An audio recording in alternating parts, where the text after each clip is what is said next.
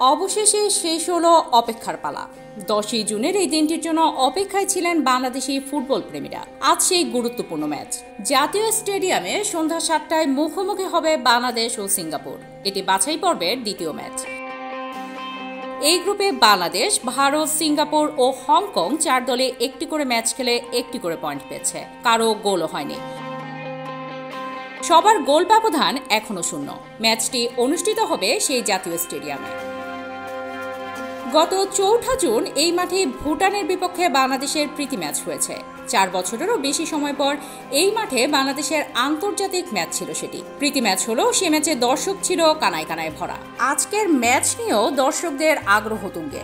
অনলাইনে টিকিট ছাড়ার পর মুহূর্তেই বিক্রি শেষ। সাইবার সমস্যার কারণে টিকিট কিনতে পারেননি অনেকে।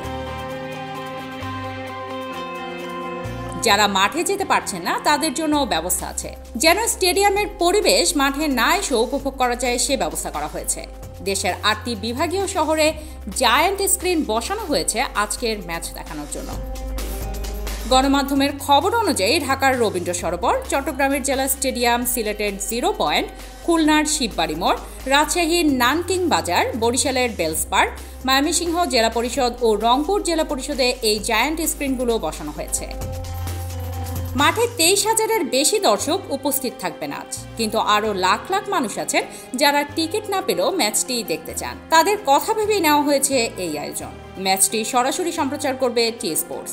ম্যাচ শুরুর 1 ঘন্টা আগেই শুরু হবে সম্প্রচার। জানানো হবে দুই দলের সবশেষ অবস্থা। বিশ্লেষণ করা হবে শুরুর একাদশ সহ আরও অনেক বিষয় নিয়ে। যদি কেউ টিভির সামনে থাকতে না পারেন তাহলেও ব্যবস্থা থাকছে।